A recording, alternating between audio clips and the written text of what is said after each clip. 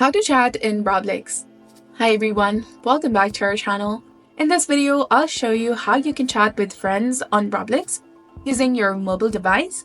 So if you want to connect with others in Roblox, here's how you can do it. First of all, you have to make sure that you've installed the latest version of Roblox application on your mobile device.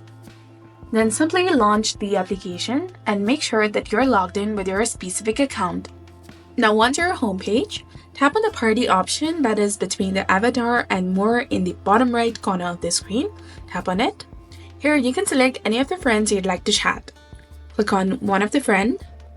Now send a text to your friend. Tap on this arrow icon that is highlighted in blue color to send. And after they receive your message and they reply to it, you both can start a conversation. Keep in mind that some friends may have disabled the chat feature, so you won't be able to message them. And once you start chatting, they can reply to you and you'll see the conversation in the chat window. So this was all about it. This is exactly how you can chat with friends in Roblox on your mobile device. So if you found this guide helpful, please consider leaving a like and subscribing to our channel. Thanks for watching. See you in the next one.